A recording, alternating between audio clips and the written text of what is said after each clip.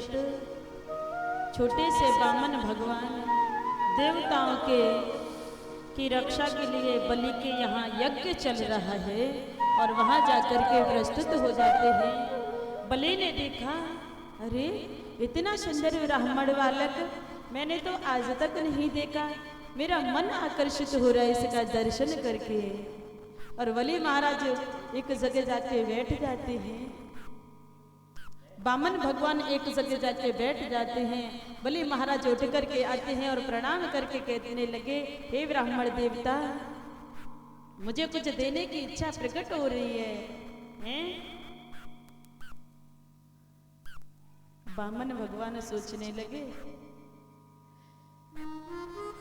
यदि अपना बड़ा वाला काम बनाना है तो उसके हिसाब से हमको कुछ करना चाहिए। आसन लगा के बामन भगवान माला लेकर के ध्यान में बैठ जाते हैं। बलि के अंदर और श्रद्धा आ गई, अरे ये ब्राह्मण तो भगवान का प्रेमी लगता है हमको। कहने लगे, बाबा आप कुछ मांग लो, मुझे देने की बहुत इच्छा हो रही है।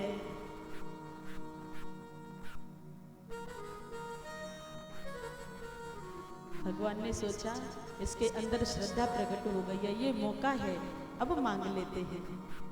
तो भगवान पहले बोले, लाला हमको कछु ना चाहिए भैया, बस हम तो तेरी यज्ञ चल रही थी, बस हमको थोड़ा सा दो जगह 2 कदम भूमि दे दो, उसमें हम बैठ करके अपना भजन कर लेंगे।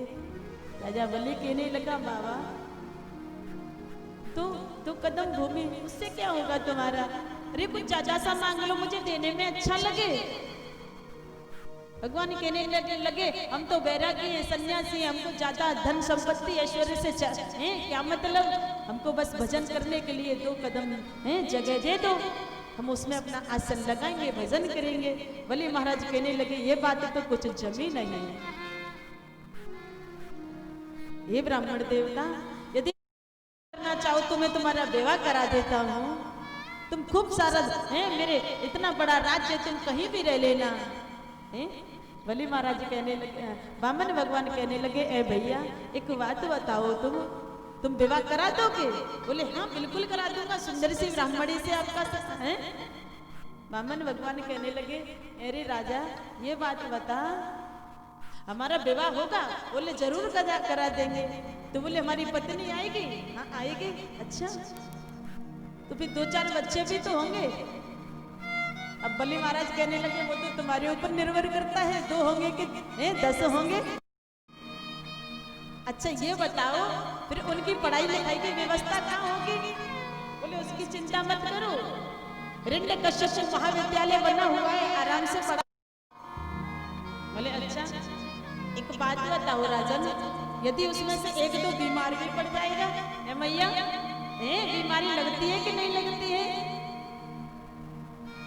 बलि कहने लगा, बीमार तो ये तो किसी के हाथ की बात नहीं है, बीमार भी होंगे। बामन भगवान ने कहा, अगर कोई उसमें से कोई एक मर गया तो? बोले ये भी हो सकता है। अच्छा यदि बालक मर गया तो फिर उसके लिए रोएगा कौन? बोले रोना तो आपको ही पड़ेगा। तो बामन भगवान कहने लगे, भैया इतनी सारी लीला करो और फिर भी हमको रोना पड़े, तो ऐसे विवाह से फिर क्या मतलब? तुम तो हमें 2 कदम जमीन दे दो, बस उसी में हम अपना भजन कर लेंगे। बलि महाराज ने कहा, ले लो महाराज, कैसे भी ले लो। बोले वो भी मैं अपने पैरों से नाप के लूंगा। तो बलि महाराज कहने लगे, अग्रम बुद्धि वाणिया मध्यम बुद्धि जाट, तर्क बुद्धि तुर्गणा बामन चौपट पाट। देखो मांगी भी है तो 2 कदम भूमि, और वो भी अपने कदमों से, इसको ब्राह्मण को मांगना भी नहीं आया। बोले चाहे जहां से नाप लो। भगवान कहने लगे, बिना संकल्प के नहीं लूंगा, संकल्प कराओगे तब लूंगा। शुक्राचार्य ने सोचा, 2 कदम भूमि में जब संकल्प कराया जा रहा है तो मामला गड़बड़ है।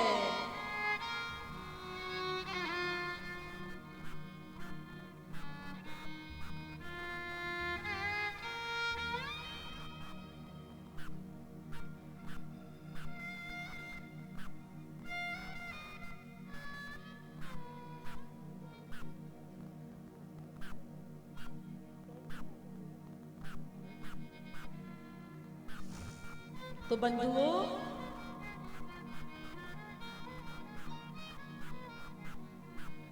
क्या हुआ? शुक्राचार्य ने बलि को बुलाया, ये लाला इधर आ, सुन, ये छलिया नारायण है, ये कोई बामन त्रेपन नहीं है।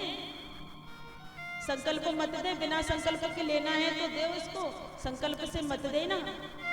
बलि महाराज कहने लगे, क्यों? अब तो मैंने उनको बात प्रदान कर दी है, बात वापस कैसे करूंगा? बोले झूठ बोल दे। बोले महाराज अब मुझे झूठ बोलना सिखा रहे हो? बोले सुन, 4 जगह पर झूठ बोलने से दोष नहीं लगता है, और वो 4 जगह कौन कौन सी हैं? यदि स्त्री को वेद की बात आए तो वहां तुम झूठ बोल दो तो तुमको दोष नहीं लगेगा है? लेकिन ऐसा नहीं है, भेद वाली बात हो उसी को स्त्री से छुपाना, हर बात छुपाना भी तुम्हारे लिए दोष युक्त है। कभी कभी हमारी माताएं थोड़ी सी स्वभाव से सरल होती हैं, और घर की कोई बात किसी को बताने से घर का सर्वनाश हो जाए, फिर ऐसी बात को पत्नी को बताना नहीं चाहिए। वेद वाली बात यदि दुश्मनों को तुम दे दोगे तो दुश्मन तुम्हारा सत्यानाश कर देगा। इसीलिए कहते हैं भैया, कितनी बैरी हुई बातें भेद छिपाना नहीं चाहिए, और त्रिया कितनी प्यारी हुई बात भेद बताना नहीं चाहिए। हमारी माताएं थोड़ी हृदय की सरल होती हैं। और दूसरी बात, जहाँ हंसी मजाक में कोई बात कह दी हो तो उसको तुम यदि वापस लो तो झूठ का दोष नहीं लगता है। और तीसरी बात कही कि जहां पर किसी गरीब के बहन बेटे की यदि विवाह अच्छे घर में हो रहा हो और तुम वहां जाकर के झूठ बोल दो तो इसका तुमको दोष नहीं लगेगा।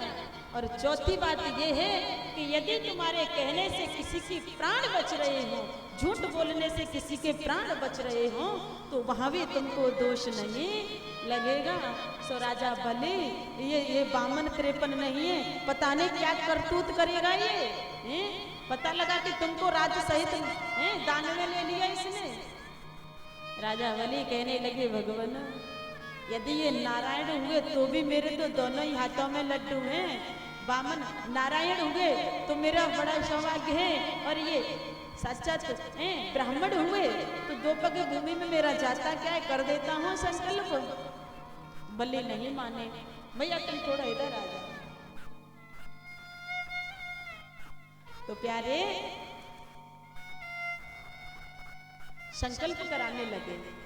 भगवान ने कहा तुम अपनी धर्म पत्नी के साथ में दान कोई भी करो, धर्म पत्नी सहित दान करो। जिनकी धर्म पत्नी है वो धर्म पत्नी सहित दान करो। तो आज जैसे ही जल छोड़ने लगे हैं संकल्प के लिए, शुक्राचार्य ने ही माने, और वो सागर होता है ना, सागर की जो नली होती है, टोंटी होती है, उसमें आके प्रवेश कर गए। जल नहीं गिरने दे रही है।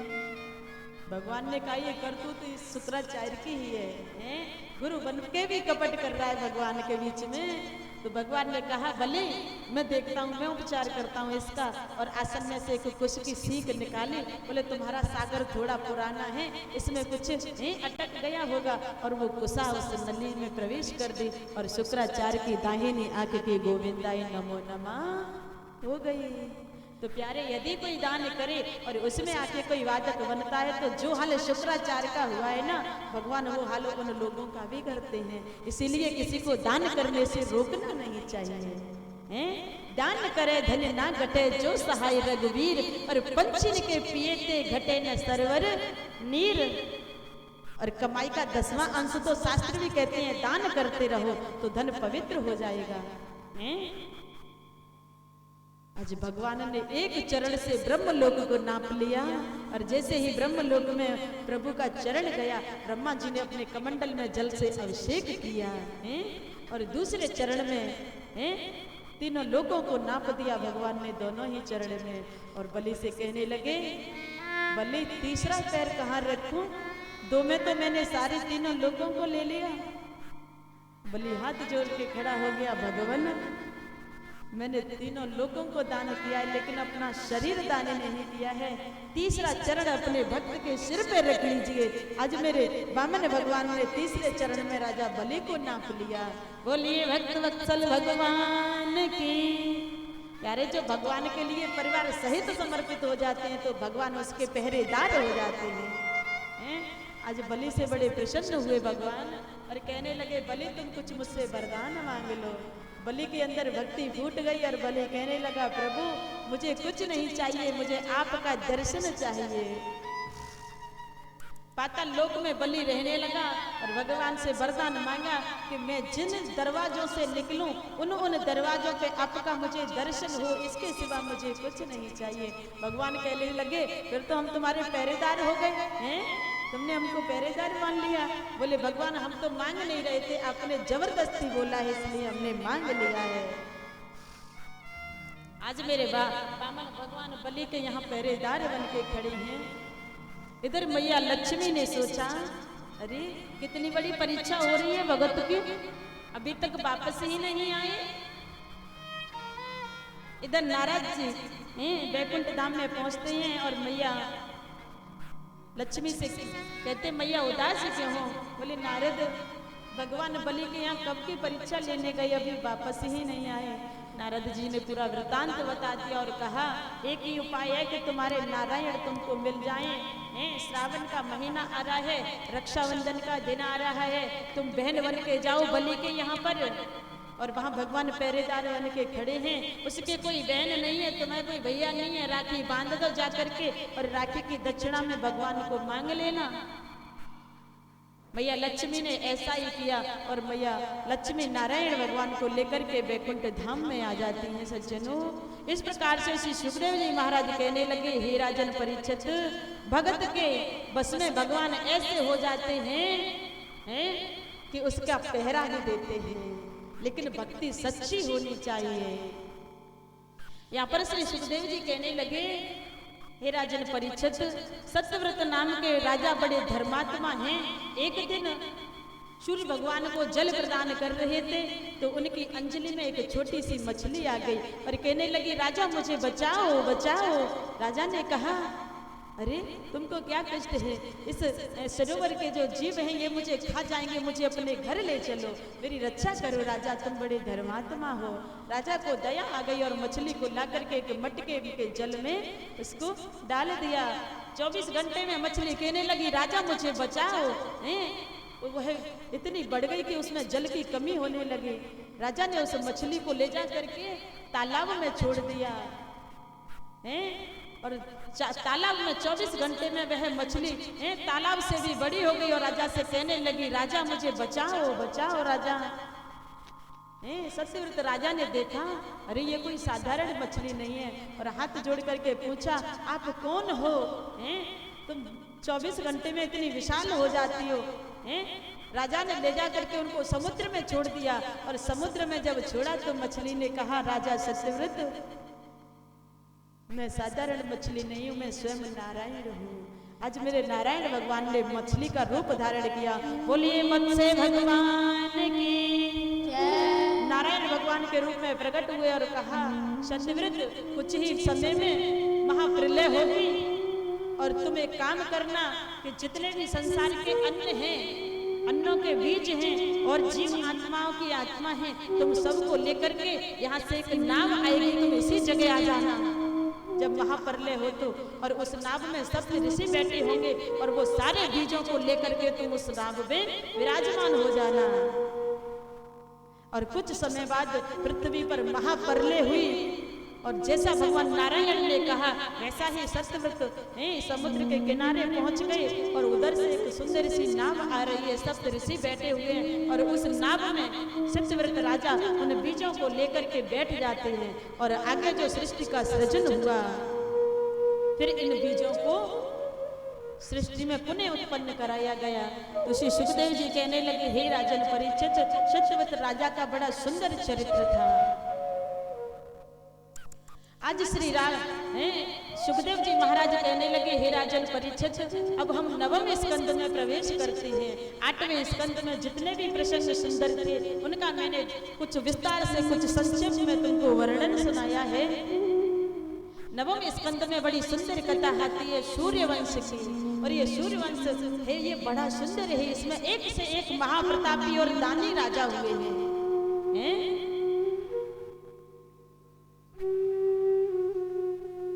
और कहने लगे राजन परीक्षित, भगवान के 24 अवतारों में 2 ही अवतार ऐसे हैं जिनमें भगवान ने मानव की तरह लीलाएं की हैं। और प्यारे राम जी के चरित्र का एक पहलू विशेष है। राजा ने कहा मुझे राम कथा सुनाइए। परीक्षित जी कहने लगे प्रभु मुझे इस राम कथा का सुंदर वर्णन सुनाओ।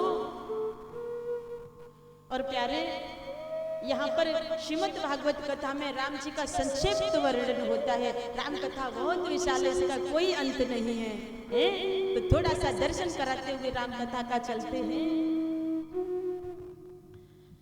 प्रभु ने जिस पवित्र वंश में अवतार लिए हैं वह सूर्य वंश है। प्यारे नारायण के पुत्र ब्रह्मा हुए और ब्रह्मा के पुत्र मरीचि हुए, मरीचि के कश्यप हुए और कश्यप के सूर्य जो कि विवस्वान हुए और विवस्वान के वैवस्त मनु हुए और वैवस्त मनु के 10 पुत्र हुए जिनमें एक पुत्र का नाम है सर्याति।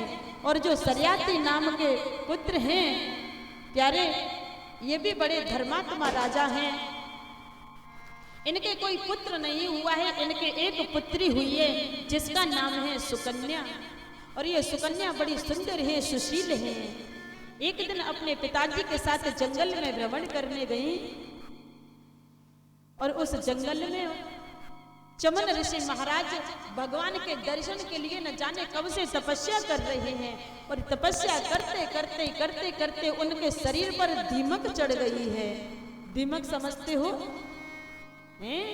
मिट्टी। जो दीमक एक नाम का जीव होता है वह मिट्टी से उसको अपना घर बना लेता है। तो चमन ऋषि के पूरे शरीर पर दीमक चढ़ी हुई है और उनकी आंखें हैं ना वो बटन सी आंखें चमक रही हैं। तो सुकन्या ने देखा अरे ये जंगल में क्या है, ये कैसी है सुंदर सी चीजें इसमें देखो है, ये क्या चमक रहा है। उसने एक सीख उठाई और सीख उठा करके उसमें जैसे ही चुबाया तो चमन ऋषि की दोनों आंखें फूट गईं और आंखों से रुधिर निकलने लगा।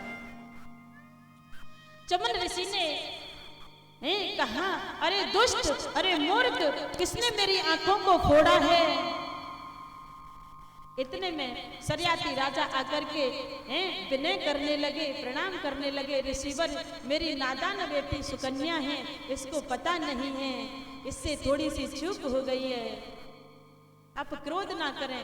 जो ही चमन ऋषि श्राप देने को हुए तो सर्याती राजा ने कहा प्रभु आपकी सेवा में मेरी एक इकलौती पुत्री सदैव निरंतर आपकी सेवा करती रहेगी। आज इसका पाणी ग्रहण संस्कार मैं आपके साथ में कराता हूँ। और सुकन्या का इस तरह से राजा ने चमन ऋषि के साथ में विवाह करा दिया। प्यारे सूर्य वंश में एक और प्रतापी राजा हुए जिनका नाम है नभग। और नभग के नाभाग हुए और नाभाग के अम्बरीश हुए। श्री सुखदेव जी महाराज कहने लगे हे राजन परीक्षित, ये अम्बरीश जी की कथा बड़ी सुंदर है। ये बड़े प्रतापी राजा हैं, शास्त्रों के अनुसार अपने प्रजा का पालन करते हैं, राज्य चलाते हैं, इनको अभिमान नहीं है, शास्त्र विधि से राजपाट करते हैं ये। और प्रत्येक एकादशी का प्रजा सहित व्रत करते हैं। निर्जला एकादशी आई और प्रजा सहित अम्बरीश राजा ने व्रत किया। और ये राजा व्रत करते हैं, दूसरे दिन संतों का भंडारा कराते हैं, संतों को प्रसादी खिलाने के बाद में स्वयं भोजन करते हैं। और आपने देखा होगा कभी कभी एकादशी ऐसी आती है तो उनमें त्रयोदशी सम्मिलित हो जाती है। तो हमारे संत जन कहते हैं कि जब त्रयोदशी लगने वाली हो तो यदि तुम भोजन न कर पाए तो उसमें पारायण कर लेना चाहिए, तो तुम्हारी एकादशी नष्ट नहीं होगी, व्रत सफल हो जाएगा। यदि तुमने पारायण नहीं किया तो फिर एकादशी का तुम्हारा एकादशी नष्ट हो जाएगी। आज भी तो एकादशी है, हाँ, किस किसने व्रत किया है?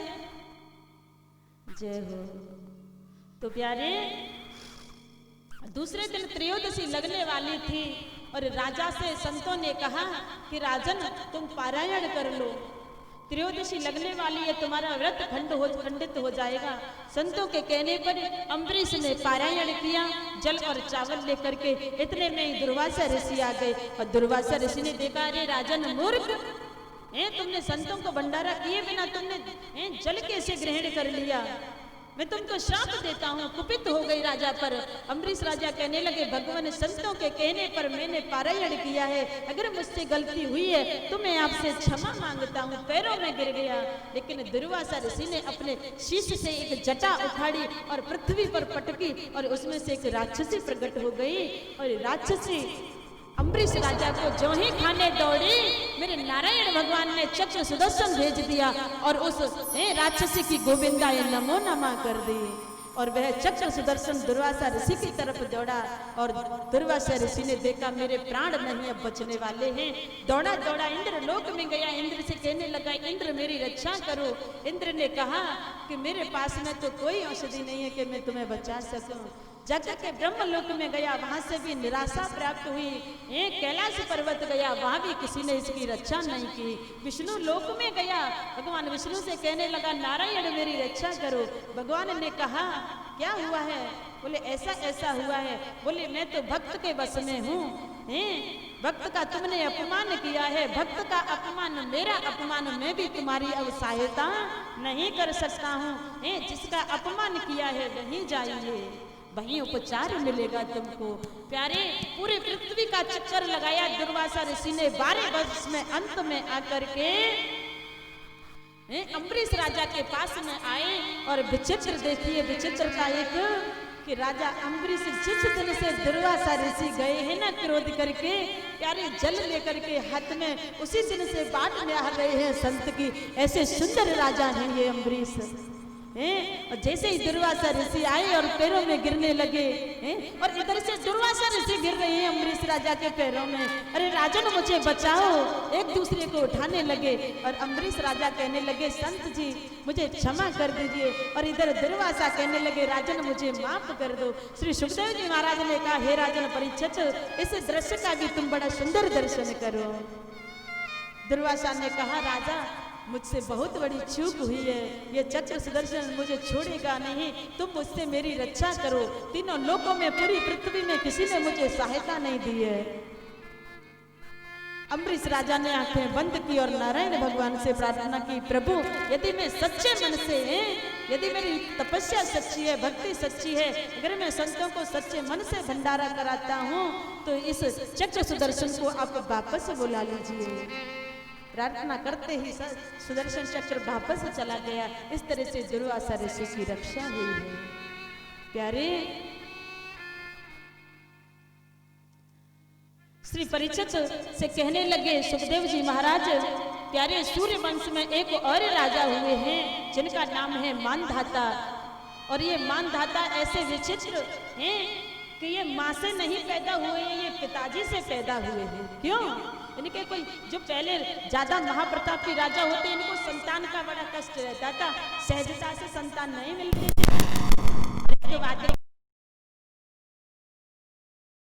आत्म धर्मात्मा ही आएगी।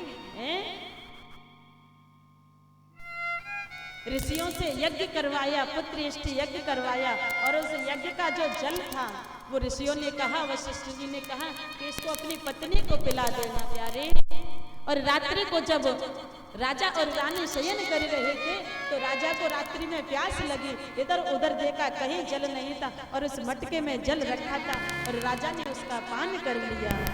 तो इस तरह से संतों ने कहा, राजन ये गर्व अब तुमको रहेगा, तुम्हारी पत्नी को नहीं। सभी विचार करने लगे, बोले इसको बच्चे को दूध कहाँ से पिलाया जाएगा। जैसे ही 9वें महीने में उसका पेट चीर करके बालक को बाहर निकाला, उसका नाम अम्बरीश रहा, मानधाता रहा। प्यारे, इधर नारायण भगवान ने इंद्र को कहा, इंद्र तुम जाओ बालक के दूध की व्यवस्था करो।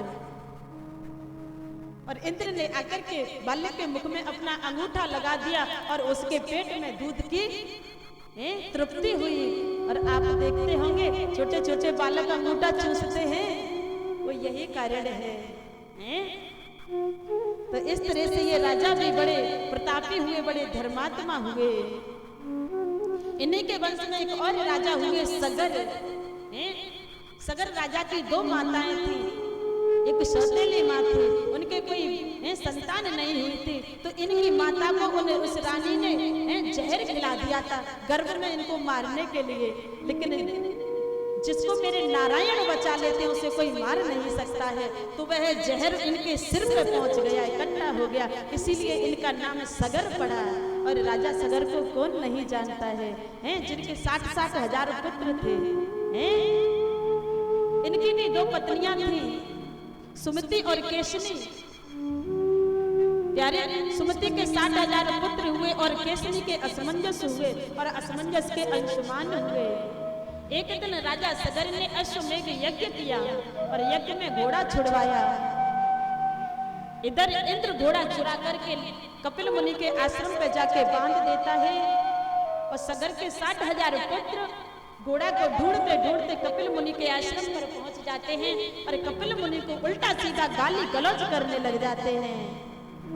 कपिल मुनि की जैसे ही आंखें खुली तो कपिल मुनि ने देखा उनके नेत्रों से इतनी ज्वाला निकली कि वह 60 हजार सगर के पुत्र जलकर के भस्म हो गए। इधर राजा सगर को चिंता हुई, 60 हजार ना तो पुत्र ही वापस हुए ना कोई संदेश ही वापस हुआ। प्यारे,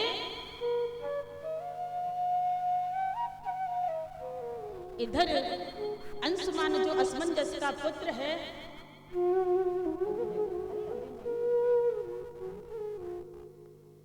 प्यारे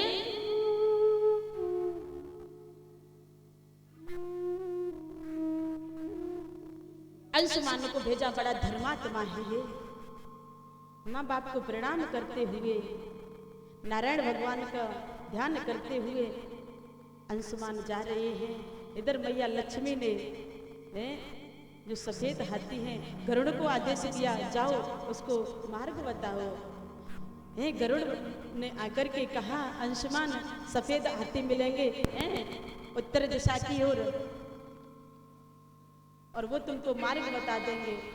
सफेद हाथियों ने अंशुमान को मार्ग बताया। कपिल मुनि के आश्रम पर घोड़ा बांधा है इंद्र ने और तुम्हारे 60 हजार भाइयों को कपिल देव मुनि की दृष्टि ने भस्म कर दिया है। कपिल मुनि के आश्रम पे पहुंच करके अंशुमान ने कपिल मुनि को प्रणाम किया और घोड़ा को लाने लगे और कपिल मुनि से प्रार्थना की, प्रभु मेरे 60 हजार जो भाई भस्म हुए हैं इनका उद्धार कैसे होगा। कपिल मुनि ने कहा, वामन जी के चरण से जो ब्रह्मा जी के कमंडल में गंगा जी है उसको पृथ्वी पर लाया जाएगा तो उस गंगा माँ के अवतरण से इन 60 हजार तुम्हारे भाइयों की मुक्ति हो जाएगी। अंशुमान ने जाकर के यज्ञ को सफल किया और तपस्या की, लेकिन गंगा मैया प्रसन्न नहीं हुई। अंशुमान के पुत्र हुए दिलीप, दिलीप ने भी सहस्रों वर्ष तपस्या की, लेकिन फिर भी गंगा जी प्रसन्न नहीं हुई। और दिलीप महाराज के हुए भगीरथ, और प्यारे भगीरथ को कौन नहीं जानता है? हम सब ऋणी हैं भगीरथ के। यदि भगीरथ ना होते तो आज भारत में गंगा जी भी नहीं होती हैं। सभी नदियों में पवित्र नदी है तो कोई गंगा है। आज भगीरथ महाराज ने तपस्या की और भगीरथ से प्रसन्न होकर के गंगा मैया प्रकट हो गई और गंगा मैया कहने लगी, वत्स मैं तुम्हारी तपस्या से बड़ी प्रसन्न हूँ। दिलीप ने, भगीरथ ने कहा, तो माँ आप धरा धाम पर आइए। गंगा मैया ने कहा, बेटा मैं आने को तैयार हूँ, लेकिन मेरा वेग इतना है कि मैं सीधी रसातल को चली जाऊंगी। किसी संत ने कहा, तुम भोलेनाथ की तपस्या करो। भगीरथ ने शिवजी को प्रसन्न किया और शिवजी ने कहा, तुम गंगा मैया का आह्वान करो, मैं अपनी जटाओं को फैला देता हूँ। गंगा मैया को घमंड था। जब कामरिया लेने जाते हैं तो गाते हैं कि नहीं, अरे गंगा मैया तुम बड़ी रे तुमते बड़ो न कोई, गंगा मैया तुम बड़ी तुमते बड़ो न कोई, अरे तुमते तो शिव जी बड़े सोलह लगन में मोर के भोला तेरी बप्पा, भोला तेरी बप्पा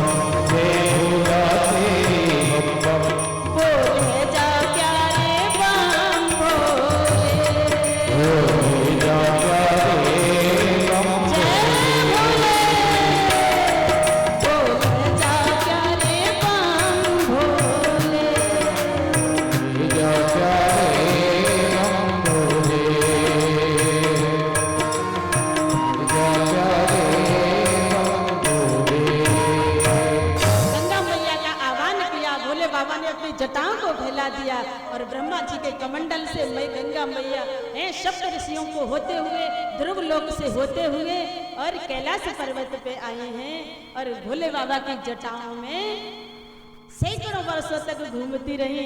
गंगा मैया ने सोचा, अरे मैं कहाँ घूम रही हूँ प्यारे। फिर भगीरथ ने शिव जी से प्रार्थना की, प्रभु गंगा मैया को नीचे आने दो। एक जटा में से श्री गंगा मैया को उन्होंने छोड़ा। आगे आगे भगीरथ जा रही हैं, पीछे पीछे गंगा मैया जा रही हैं और गंगा मैया इतने वेग से जा रही हैं कि संत ऋषि मुनियों के आश्रम को बहा के ले गई हैं।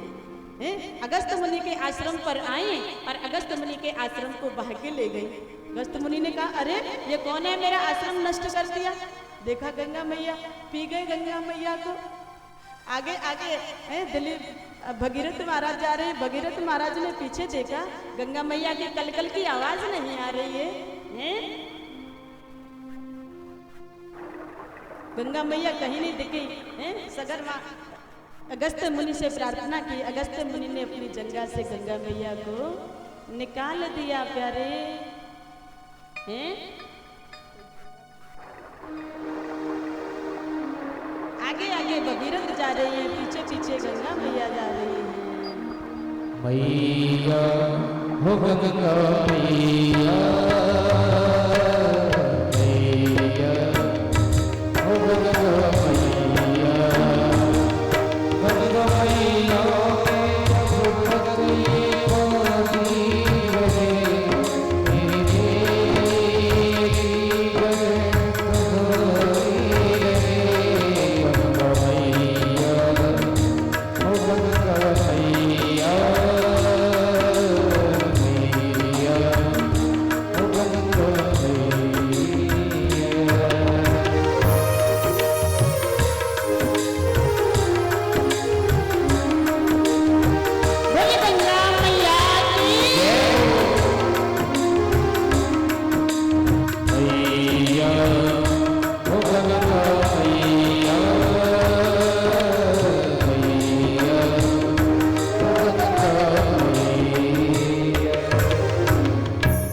सुखदेव जी महाराज कहने लगे, भगीरथ से गंगा मैया प्रसन्न हुई और हमारा भारत वर्ष भी धन्य हुआ। और एक बात बताऊं, यहाँ से थोड़ी सी दूरी पर है सोरों घाट है। सोरों घाट, वहां पर एक हड़गंगा है। हम सब अस्थि विसर्जन करने जाते हैं और वहां पर अस्थियां गल जाती हैं। इस प्रकार से 60,000 सगर के पुत्रों का उद्धार किया। श्री सुखदेव जी महाराज कहने लगे, हे राजन परिषद, इसी सूर्य वंश में प्रतापी राजा हुए दशरथ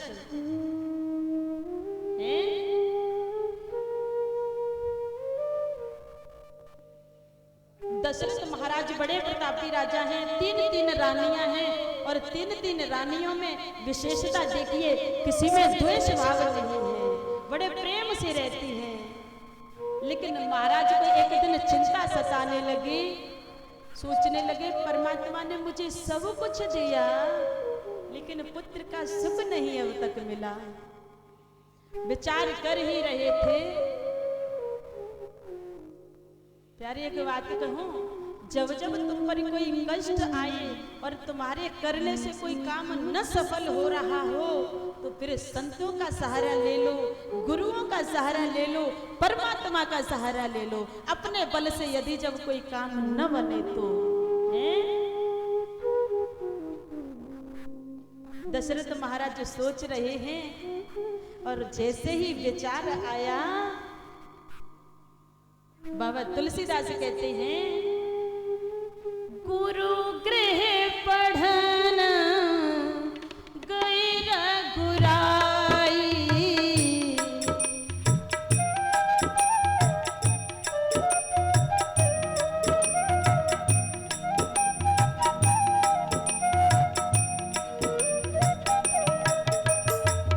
गुरु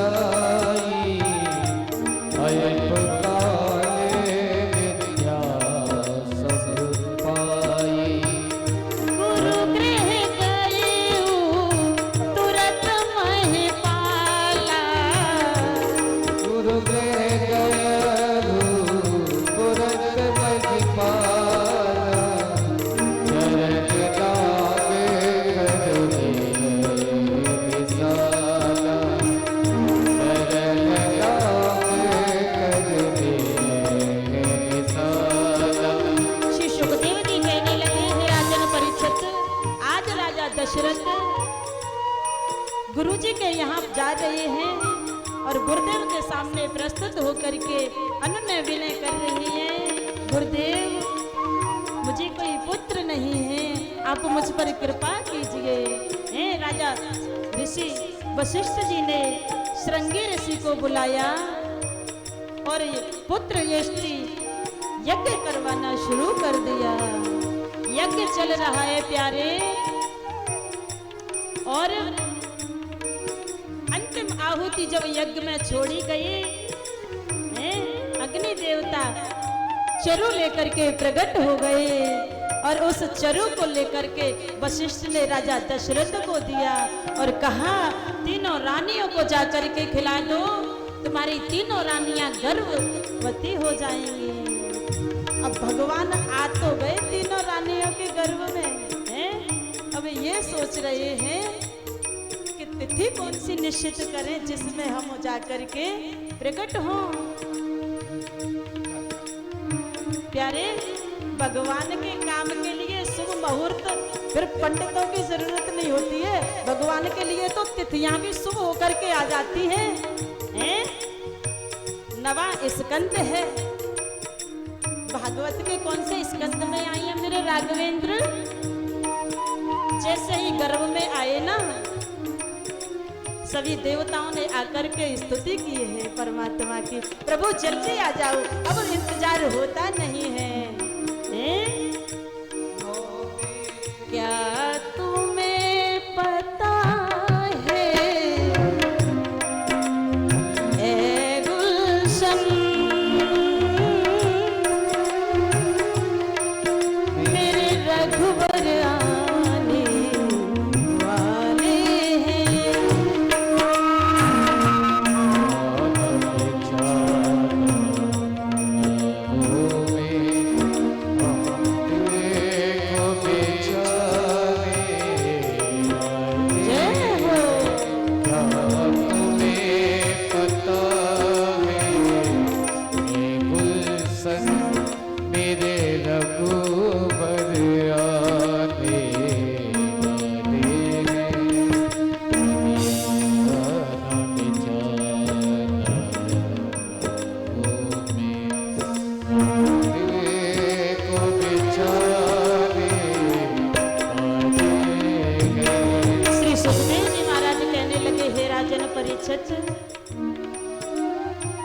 प्रकृति प्रसन्न हो रही है, असहाय असमय जो पुष्प समय पर खिलते हैं, ऋतुओं में ही ऋतु आने पर खिलते हैं, आज बिना ऋतु के पुष्प खिल रहे हैं, मंद सुगंध पवन बह रही है, सारी स्थितियां अनुकूलता में हो गई हैं। श्री तुलसीदास बाबा ने कहा, नौमी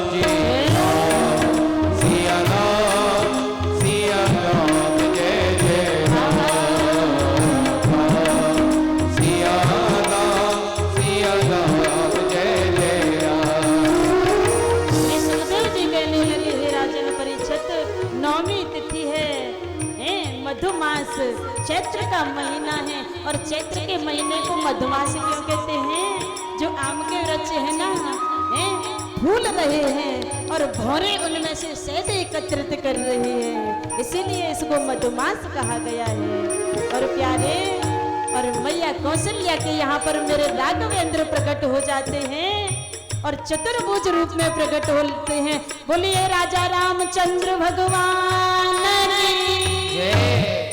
और मैया कौशल्या ने तुरंत ही भगवान को देख करके स्तुति की है। भय प्रगट कृपाला दीन दयाला कौशल्या हितकारी, हर सिद्ध में तारी मन बुध हारी, अद्भुत रूप बिचारी,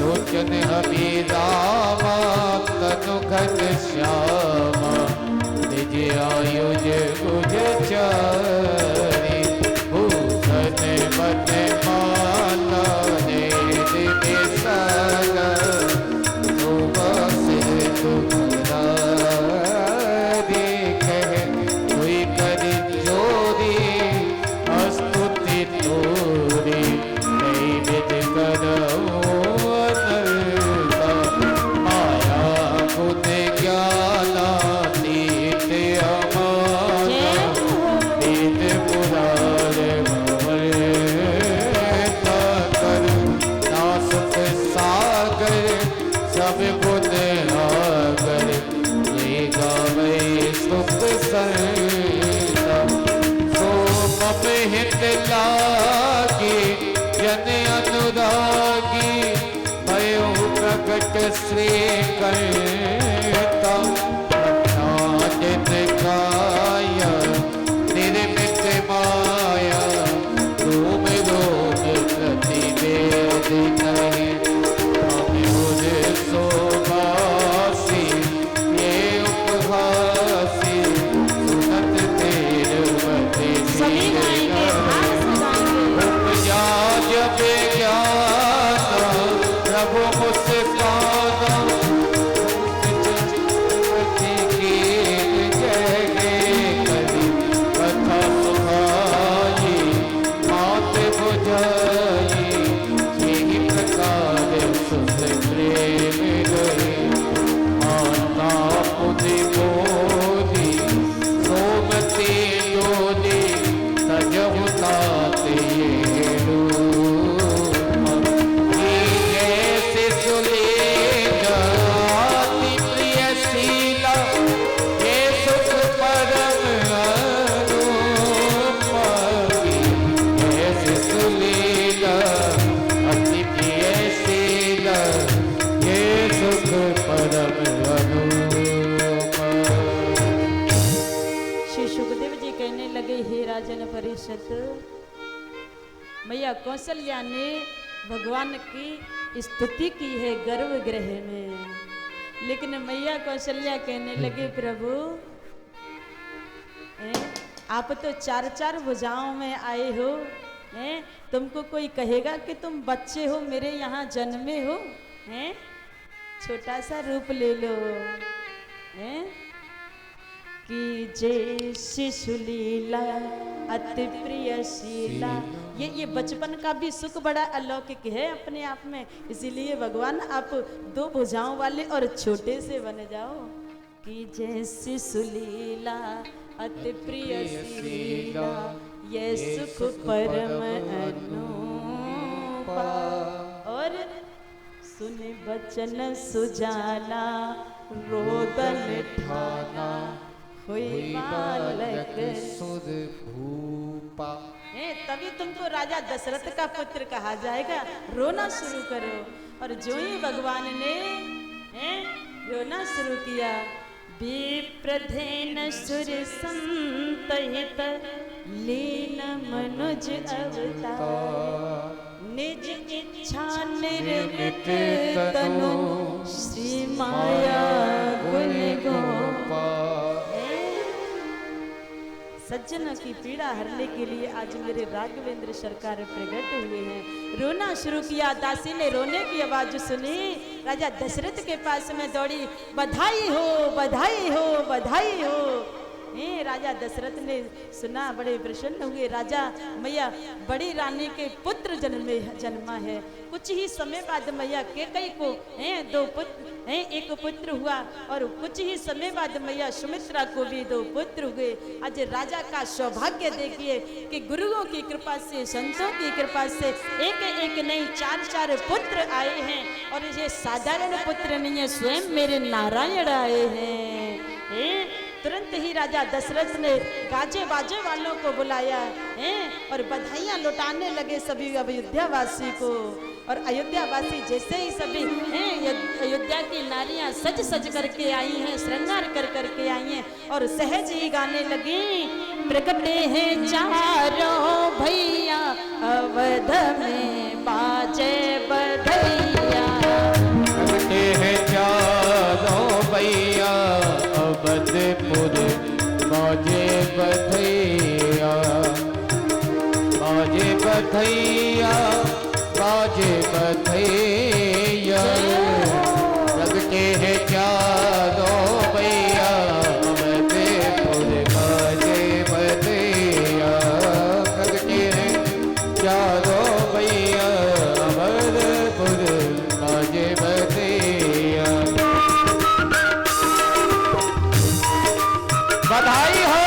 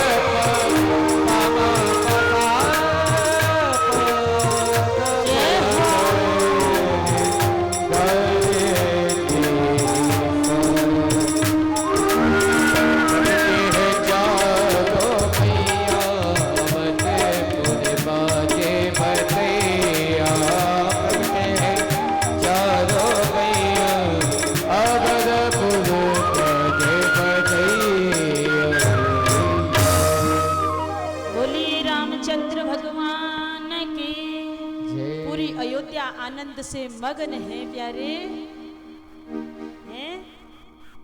वशिष्ठ जी को बुला करके राजा दशरथ ने इन चारों के नामकरण करवाए हैं। और बाबा तुलसीदास कहते हैं,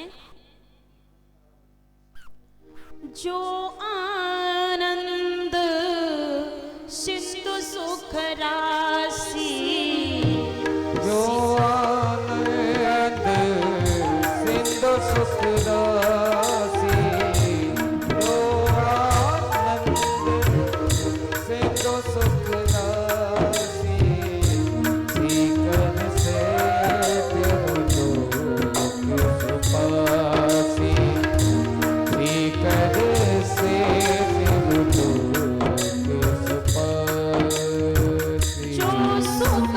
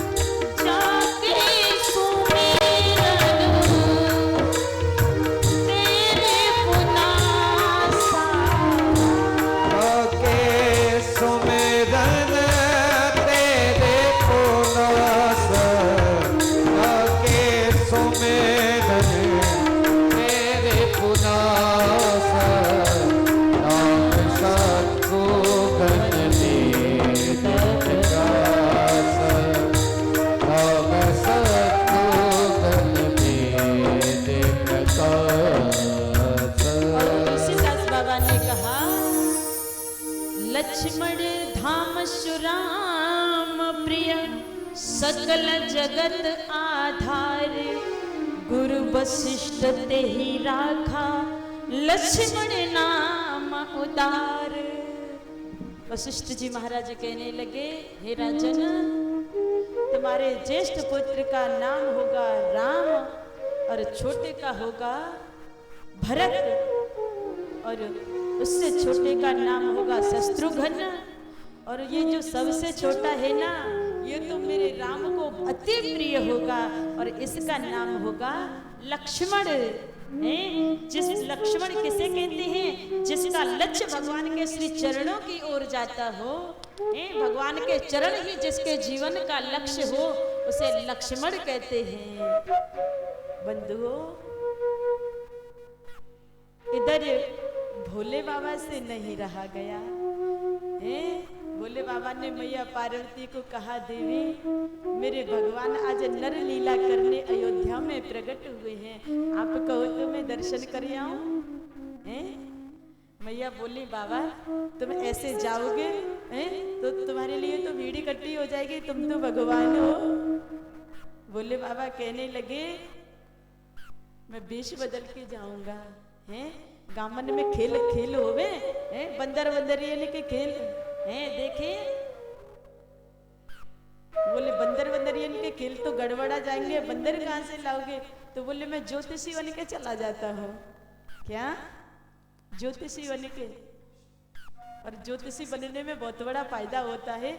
वैसे पुरुषों को माताओं तक जाने नहीं दिया जाता है, लेकिन कहीं ज्योतिषी का नाम सुन लेना तो माता खुद चल के आ जाती है। अपना चेला बनाया भोले बाबा ने कागू सुंड जी को और अयोध्या में आ जाते हैं ज्योतिषी बन करके और सरयू के किनारे पर बैठ जाते हैं और उस कागू सुंड से कहते हैं, सुन रहा है तो अयोध्या की मैया कौशल्या की गलियों में जाकर के बोलना, बड़ा अच्छा ज्योतिषी आता है, कोई भविष्य दिखवा लो, बड़ा सुंदर भविष्य देखता है।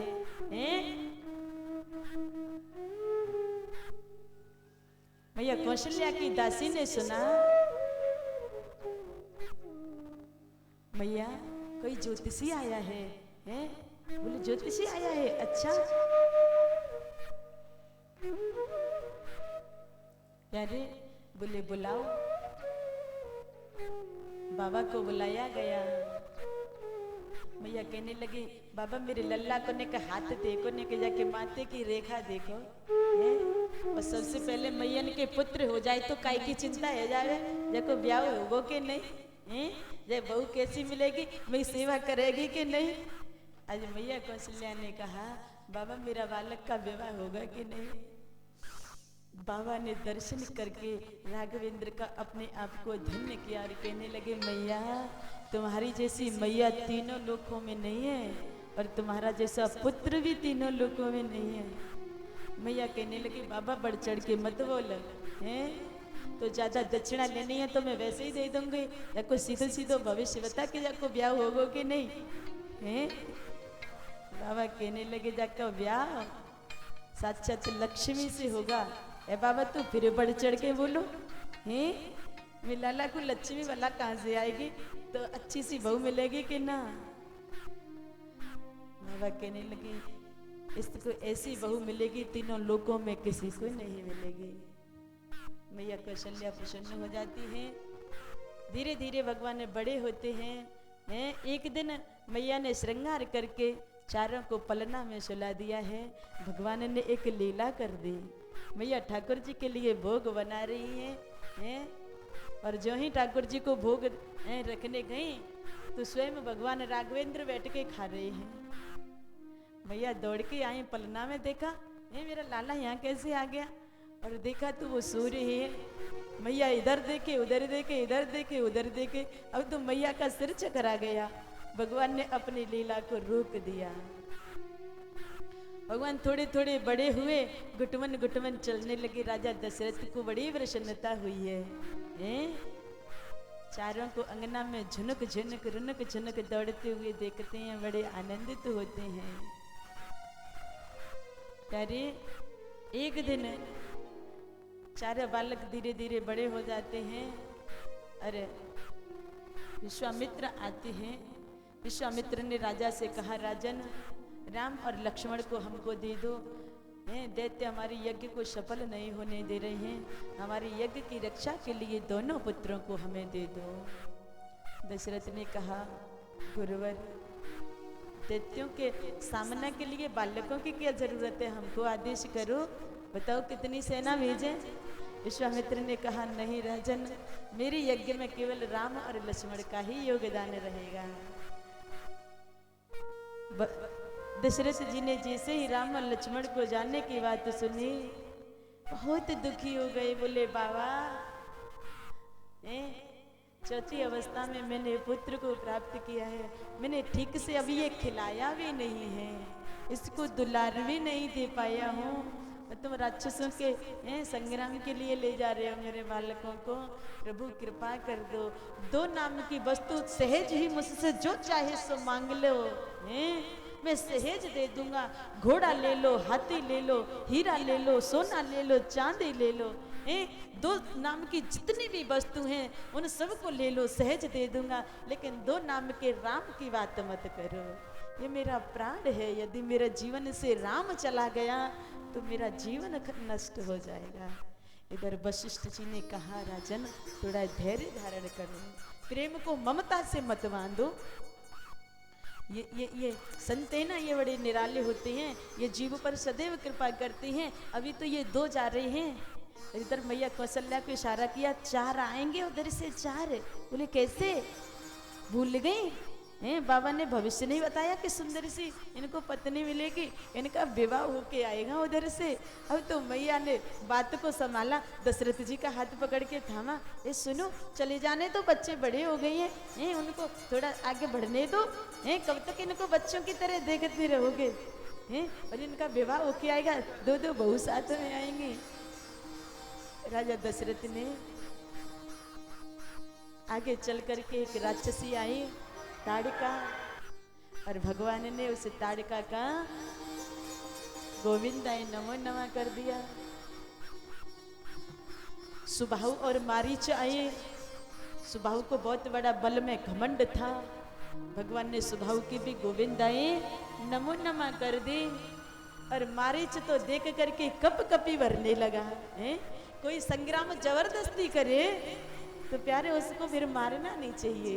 वो किसी के कहने से कोई गलती कर रहा है ना, किसी के कहने से कुछ गलत सलत बोल रहा है, फिर उसको दंड नहीं दो, दंड उसको दो जिसके प्रभाव से बोल रहा है? ये सुबाहु और मारीच किसने भेजे थे? रावण ने। भगवान ने सोचा इसकी गलती नहीं है, ये तो युद्ध करने के लिए कपकपी भर रहा है, तो बिना फर का बाण निकाला और मारीच को 7 समुद्र के पार फेंक दिया। यज्ञ की रक्षा की। जनक जी के यहाँ से सीता जी का स्वयंवर हो रहा है तो निमंत्रण आया। वशिष्ठ जी दोनों पुत्रों को, राम और लक्ष्मण को लेकर के जनकपुर जा रहे हैं। रास्ते में एक कौतूहल देखा कि एक निर्जन वन है और उसमें कोई पशु पक्षी विचरण नहीं करता है, सुमसाम जंगल पड़ा हुआ है। और एक नारी की आकृति की शिला देखे भगवान राम ने कहा, प्रभु ये क्या है, कौन है? तब श्री विश्वामित्र जी ने कहा कि ये गौतम की नारी अहिल्या है। इंद्र ने और चंद्रमा ने दोनों ने छल करके इसके सतीत्व को नष्ट किया है। गौतम जी के श्राप से उपल देह ये पत्थर की नारी बन गई है। लेकिन ऐसा भयंकर श्राप है गौतम ऋषि का कि जब से इनको श्राप लगा है और आज तक इनमें वो सारी चेतनाएं जीवित हैं।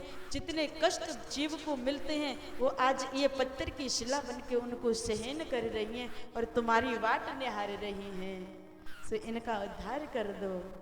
भगवान ने जैसे ही उनका स्पर्श किया और स्पर्श करते ही सुंदर नारी बन गई हैं।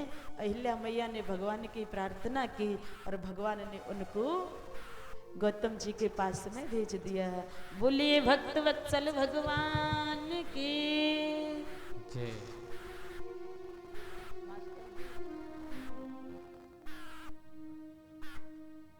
आवाज खराब, निकल जाओ नहीं। बोलिए गोविंद भगवान की जय। प्यारे जनकपुर में प्रवेश किया और जैसे ही जनकपुर वासियों ने इतने सुंदर राजकुमारों को देखा तो सबको आनंद मिला है, हैं? यहाँ बाबा तुलसीदास ने कहा,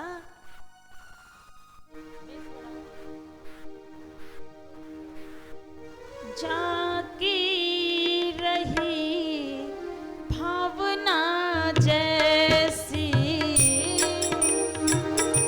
जाती रही भावना जैसे, तब मूरत देखी तिन तैसी, तब मूरत देखी तिन तैसी। जिसका जैसा भाव था वैसा परमात्मा का सभी ने दर्शन किया और गुरु की आज्ञा से राम और लक्ष्मण पूजा के लिए पुष्प लेने जाते हैं और माली से कहने लगे, भैया हमको गुरुजी की पूजा के लिए पुष्प लेने हैं, हमको बगीचा बता दो। बोले भैया इधर तो जानकी जी का जनाना बगीचा है, तुम इधर से फूल ले लो। बोले हमको तो यही फूल अच्छे लग रहे हैं भैया, तुम थोड़ा सहायता कर दो तो ये नजदीक का बगीचा, इसमें से हम जल्दी लेके चले जाएंगे। भगवान का दर्शन करके भला कौन सा जीव होगा जो प्रभावित नहीं होगा। माली तो सुधबुत भूल गया है, बताना था पुरुष का बगीचा और बता दिया जनाना बगीचा। राम लक्ष्मण चुन चुन के फूल ले रहे हैं। इधर से मैया की आज्ञा पकड़ करके जानकी जी सखियों के साथ में गौरी पूजन के लिए आ जाती हैं। और एक सखी से कहा, एक सखी बगीचे में घूम रही है तो सुंदर दोनों बालकों को देखा और वह सखी की बड़ी बुरी हालत हो गई देख करके, हैं? और दौड़ी दौड़ी सीता जी के पास में पहुंची और कहने लगी, सीते फूल बगिया में दो सुंदर किशोर बालक आए हैं और मैं क्या वर्णन करूं उनकी सुंदरता का, उनके सौंदर्य का। और जिसने देखा है वो बोल नहीं सकता और जो बोल सकता है उसने देखा नहीं है। मेरी रचना शब्द प्रकट नहीं कर पा रही है कि उनका सौंदर्य का मैं वर्णन कैसे करूं। राम को देख कर के जनक नंदनी, राम को देख कर के जनक नंदनी, बाग में फिर खड़ी के खड़ी रह गई, बाग में फिर खड़ी की खड़ी रह गई। राम देखे सिया को, सिया राम को, राम देखे सिया को, सिया राम को, चारों अखियां लड़ी की लड़ी रह गई, चारों अखियां लड़ी की लड़ी रह गई। राम को देख करके जनक नंदिनी। श्री सुखदेव जी कहने लगे, हे राजन परीक्षित, चार चित्त भीति लिख लेने। प्रभु का दर्शन करके जानकी जी ने उस चित्र को अंतःकरण में उतार लिया और गौरी मैया का पूजन करने लगी। मैया गौरी सामने तो है लेकिन दर्शन राघवेंद्र का हो रहा है, सम्मान किसी का करो, लेकिन इष्ट का ध्यान रखो। कल की कथा में हमने बताया था, पूजा किसकी करें, सम्मान सबका करो, निष्ठा एक में रखो। जान गौरे अनुकूल सिय ही हरस न जाए कहे। और ऐसी माँ कौन होगी जो अपनी पुत्री के स्वभाव को, मन की बात को ना जाने। आज जगत जननी जगदम्बा माँ जानकी के भाव को पहचान गई।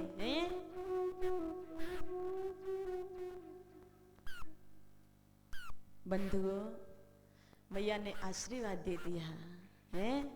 मन जाहि राचो मिलहि सोबर सहज सुंदर सांवरो और करुणा निधान सुजान शील स्नेह जानते रावरो। ऐसा पति दुनिया में दूसरा किसी को मिलने वाला नहीं है। ऐसा वरदान मैया जानकी को मिल गया।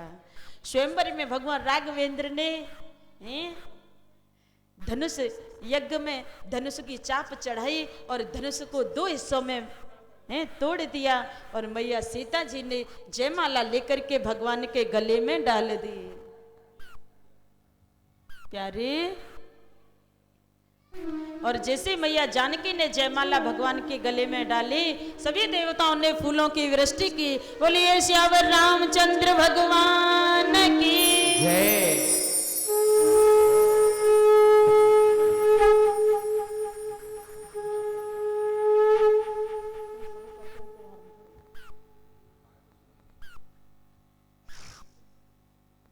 बाहर निकल जाओ तुम।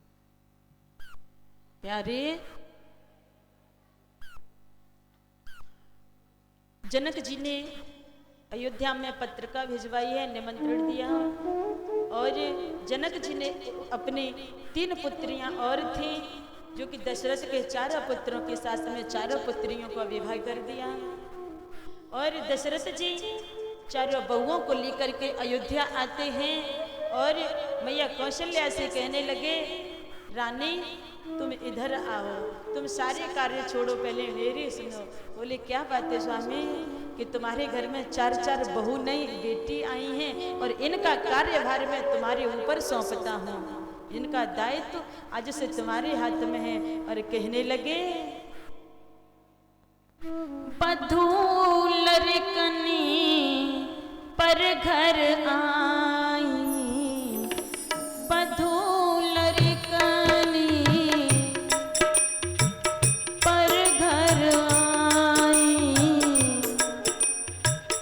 राखौ नयन पलक की नाई। हे कौशल्या, ये 4 पुत्री तुम्हारे दायित्व में हैं और इनकी ऐसे सुरक्षा करो जैसे आंख की पुतली की पलक रक्षा करता है। अयोध्या खुशियों से झूम उठी। प्यारे, भगवान श्री सुखदेव जी कहने लगे, राजन परीक्षित, प्रभु जब जब धरा धाम पर आए हैं सज्जनों की पीड़ा हरने के लिए आए हैं, और कहते भी हैं, जब जब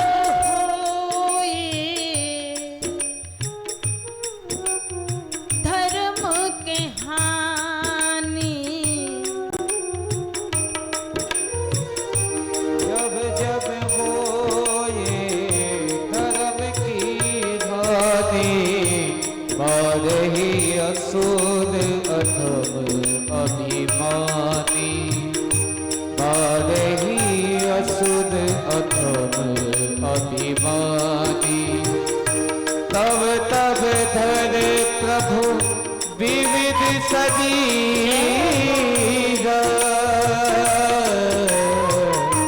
तब तब धर प्रभु विविध शरीर, हरि कृपा नित सज्जन प्रिय, हरि कृपा नित सज्जन प्रिय।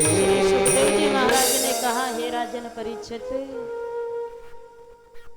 रावण बड़ा अत्याचारी है, साधु संतों को कष्ट दे रहा है, सज्जनों को पीड़ा दे रहा है।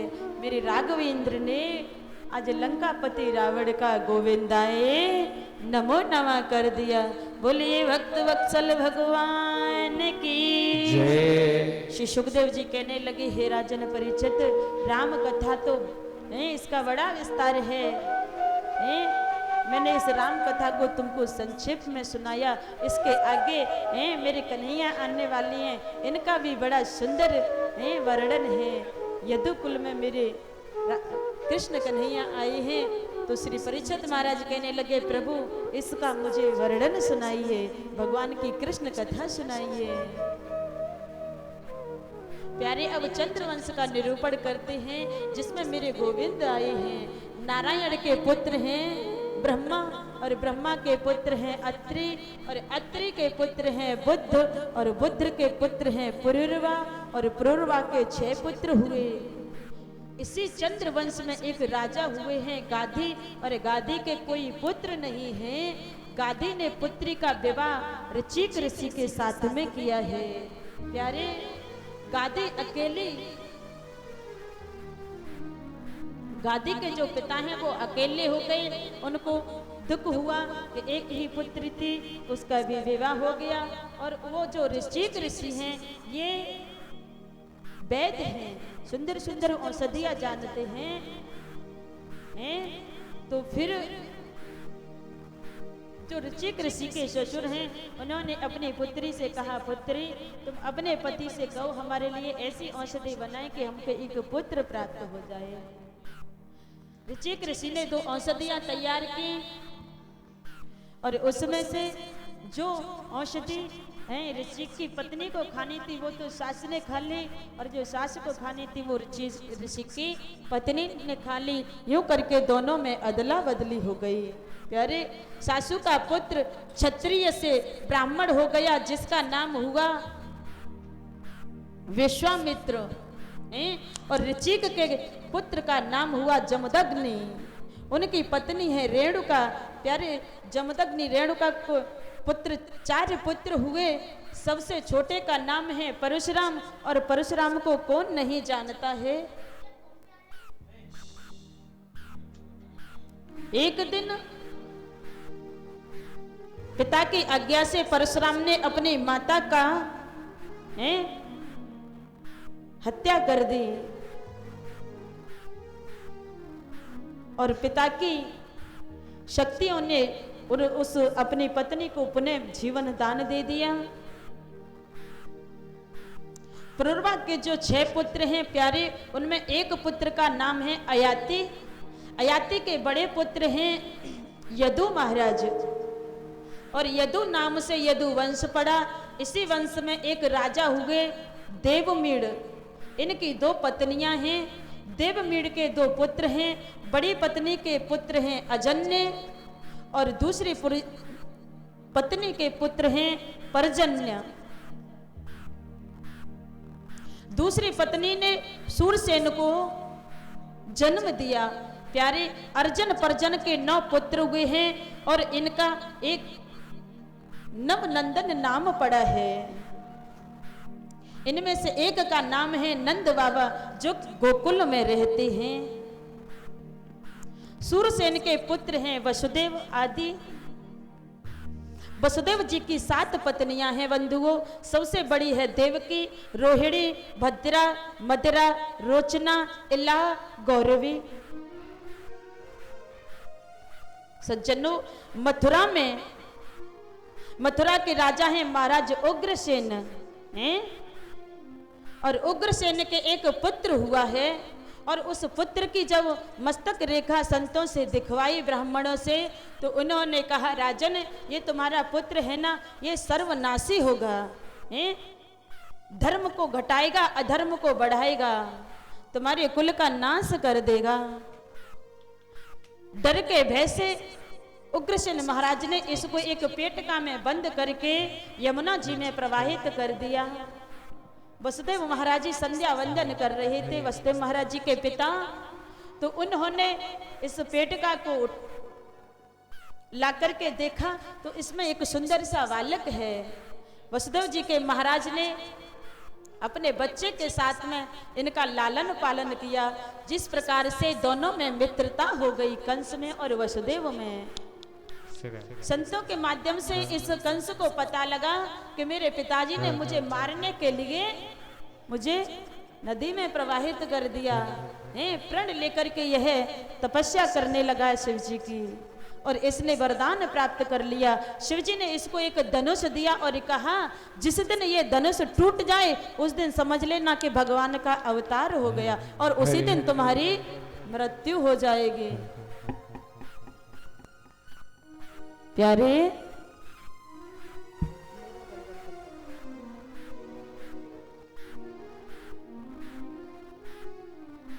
सज्जनों, श्री सुखदेव जी कहने लगे, हे राजन परीक्षित, कंस ने आकर के उग्रसेन महाराज को जेल में बंदी गृह में डाल दिया, और इनकी एक चचेरी बहन है देवकी, बड़ी सुंदर है, और इन्होंने इसका विवाह वसुदेव जी के साथ में कर दिया, और देवकी को बड़ा स्नेह करते हैं।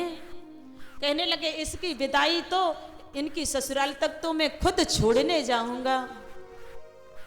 देवकी को विदा करने लगे कंस जी, तो आकाशवाणी हुई और आकाशवाणी ने कहा, अरे कंस, तू जिस बहन को इतना प्रेम करता है, जिसका सारथी बन करके जा रहा है, इसका अष्टम गर्भ तेरा काल होगा।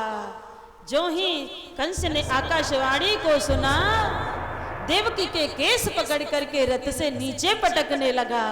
वसुदेव जी हाथ जोड़ करके कंस के सामने खड़े हो गए और कहने लगे, भैया ये क्या कर रहे हो? ये तुम्हारी इतनी प्रिय बहन है, अभी इसके हाथ की मेहंदी नहीं छूटी है, और तुम इसके मांग का सिंदूर उजाड़ रहे हो। कंस ने कहा, सुनाई नहीं दिया आकाशवाणी ने क्या कहा है? इसका 8वां गर्भ मेरा काल होगा। मैं उस पेड़ को ही नहीं रहने दूंगा जिसका उल्लू आके बैठेगा। तब वसुदेव जी ने हाथ जोड़ करके कहा, भैया तुम्हारा शत्रु तो 8वां गर्भ होगा, देवकी तो नहीं है। और वसुदेव जी कहने लगे, पति होने का मेरा क्या दायित्व तो जब मैं एक पत्नी की रक्षा न कर सका। सभी पति भाइयों से निवेदन है, यदि विवाह करो तो उस बल पे करो कि हर प्रकार से अपनी पत्नी की रक्षा कर सको, उसके स्वाभिमान को बचा सको, नहीं तो कुआरे बढ़िया संत बन जाओ। रूटीन की कहाँ कमी है? बोलिए गोविंद भगवान की जय। कंस ने कहा, मैं तुमको छोड़ता हूं, लेकिन तुमको जब तक तुम्हारा 8वां पुत्र नहीं आ जाएगा, तुमको बंदी गृह में रहना होगा। बोले हमको मंजूर है। बंदी गृह में जाके डाल दिया वसुदेव और देवकी को। बंधुओं, समय आने पर आज देवकी ने प्रथम पुत्र को जन्म दिया और ले जा करके कंस को देने लगे वसुदेव जी, और कहने लगे, भैया ये पहला पुत्र जन्मा है, मैं आपको सौंपता हूँ। सुंदर सा बालक है। और कंस ने कहा, अरे मेरी दुश्मनी तो 8 में से है, पहले से थोड़े ही हैं, जाओ ले जाओ। इधर नारद जी ने देखा, क्या कर रहे भैया ये माइक में?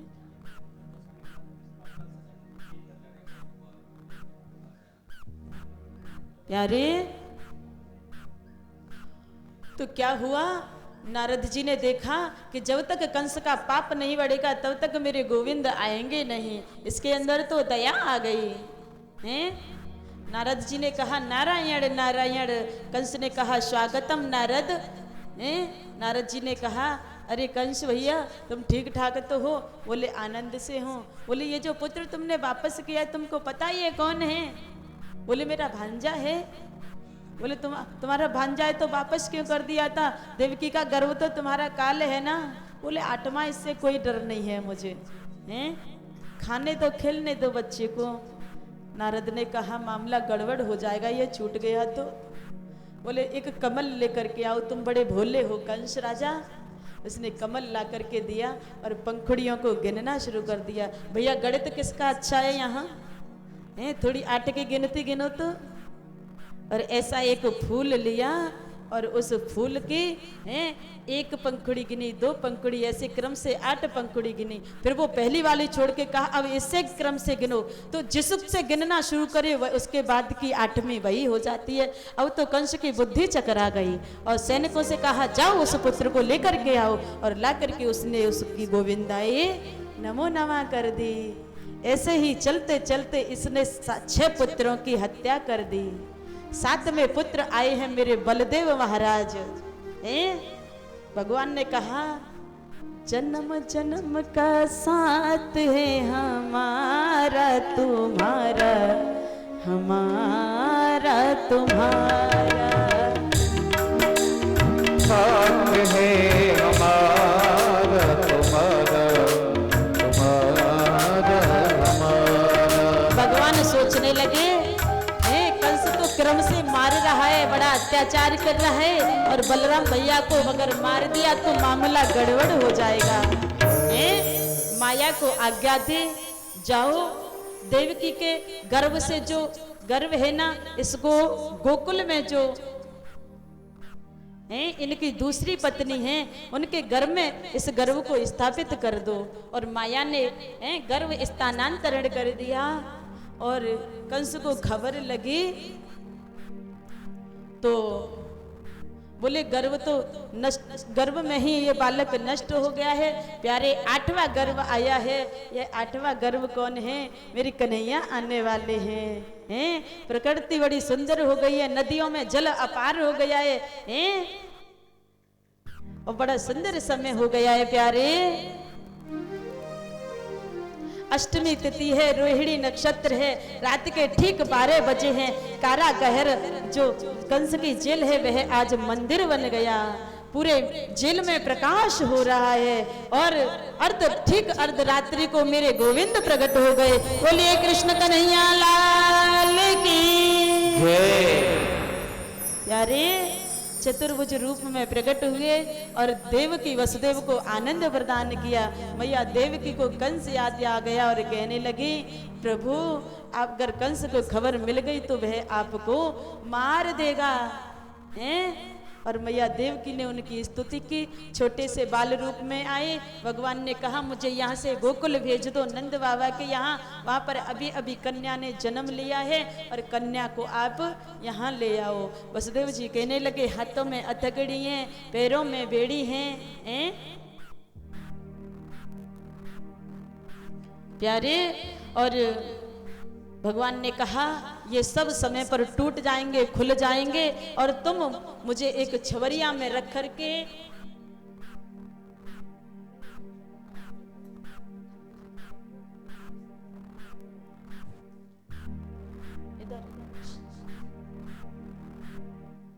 बंधुओं,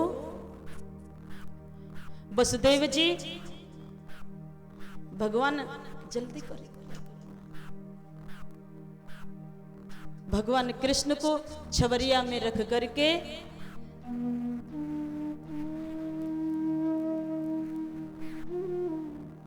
और सिर पे रख लिया है भगवान, छोटे से भगवान कृष्ण को। और जो ही चलने लगे हथकड़ी टूट जाती है और सभी दरवाजे खुल जाते हैं।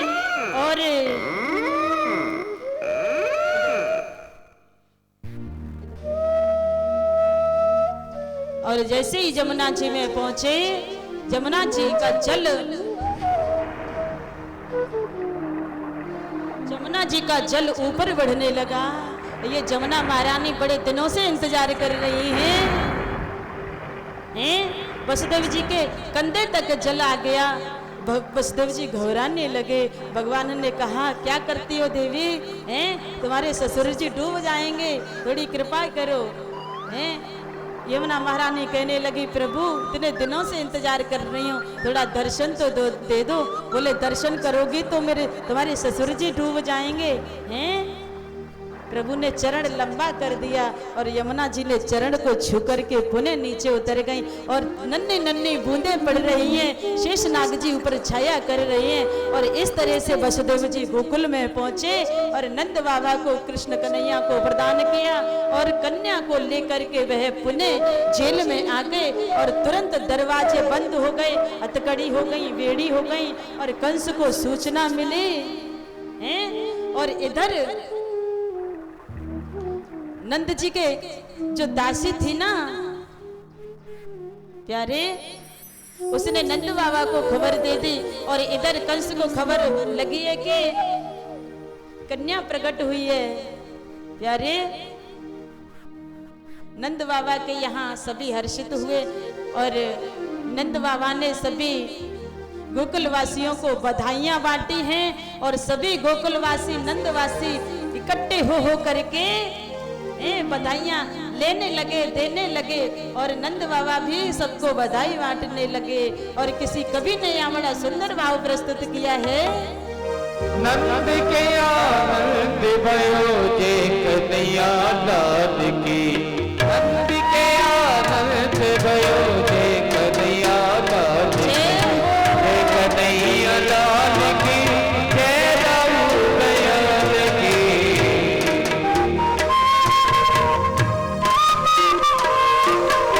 जय कन्हैया लाल की, जय राम दयाल की।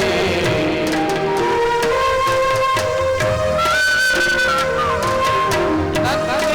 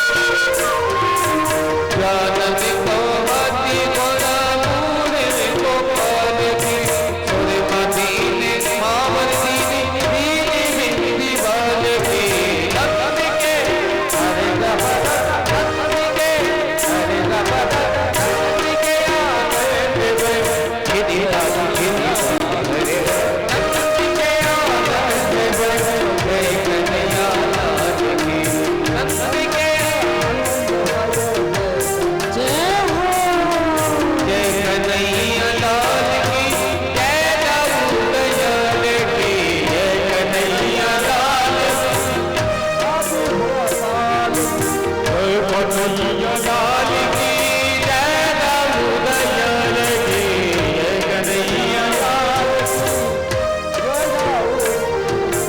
नंद के नंद के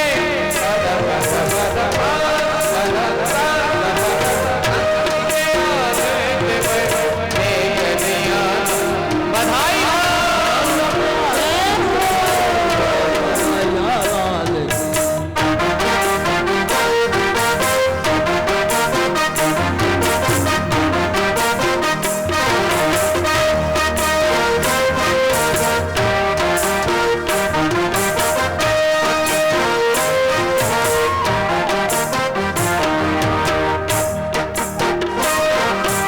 हाथी दीन घोड़ा कीने और दीन पाद की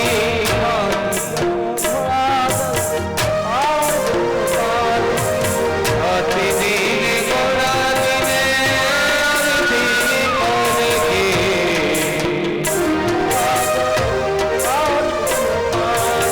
हाथी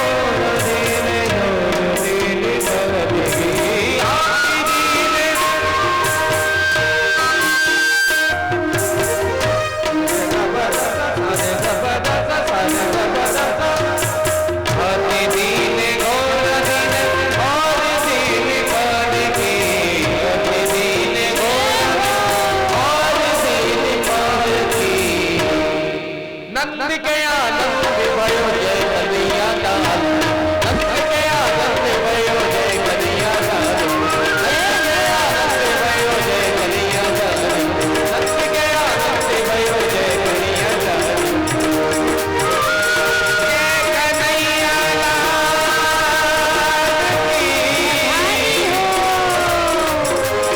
जय कन्हैया लाल जय कन्हैया लाल की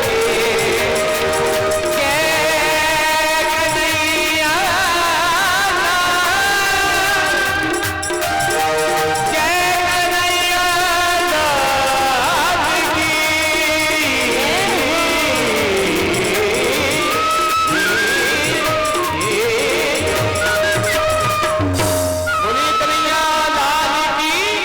जय हो नंद के लाला की भैया निक निक बधाई ले लो और दे दो है जो मान पक्ष वाले हैं वो तो देवी आ जाओ है और जो छोटे पक्ष वाले हैं वो लेवी आ जाओ तेरी गोद में जायो लाल बधाई दे तेरी मैया तेरी गोद में आयो लाल बधाई दे तेरी मैया दे तेरी मैया बधाई दे तेरी मैया दे तेरी मैया बधाई दे तेरी मैया तेरी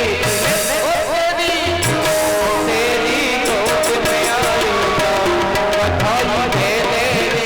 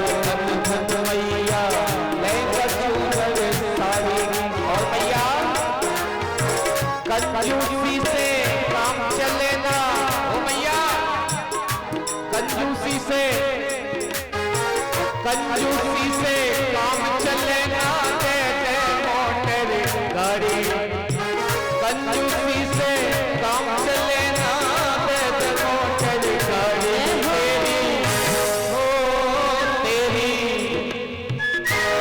तेरी को दुनिया लाल बधाई है तेरी मैया, तेरी को दुनिया लाल बधाई है तेरी मैया।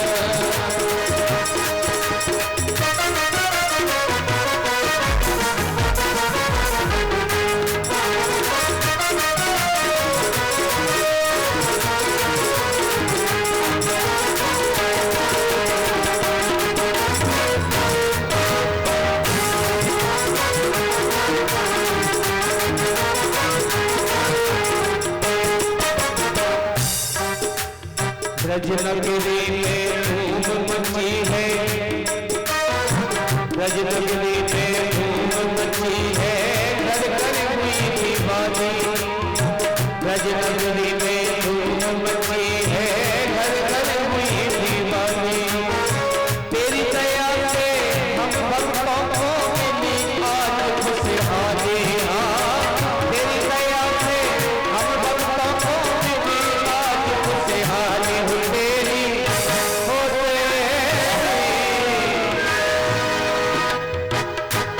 तेरी गोद में आयो लाल बधाई है तेरी मैया, तेरी गोद में आयो लाल बधाई है तेरी मैया, है तेरी मैया बधाई है तेरी मैया, है तेरी मैया, है तेरी मैया।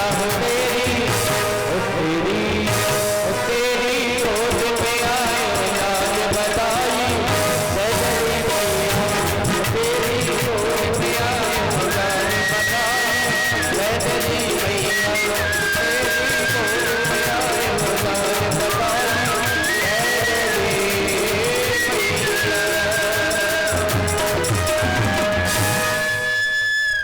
बोले नंद के लाला की जय।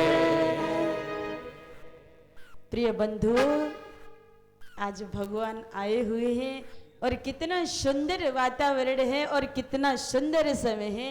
श्री धाम वृंदावन है, यमुना जी पास में है, एकादशी का दिन है, बड़ा शुभ दिन है आज का। तो सभी गोकुलवासियों ने आनंद प्राप्त किया है और आगे की कथा को यहीं विराम करते हुए आगे की कथा को भगवान कृष्ण की बाल लीलाओं का कल आपको श्रवण कराएंगे। और आइए आरती सजा लो। एक बार अपने भगवान के श्री चरणों से जुड़ते हैं। सभी आरती के लिए खड़े हो जाएं।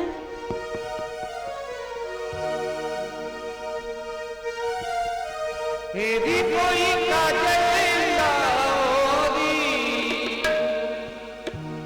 धरती अंबर सजाओरी,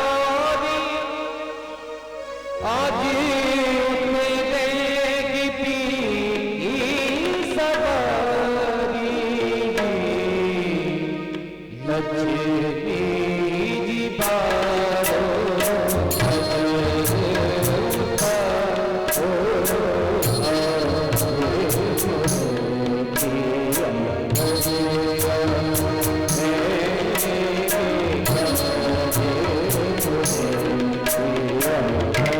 Hare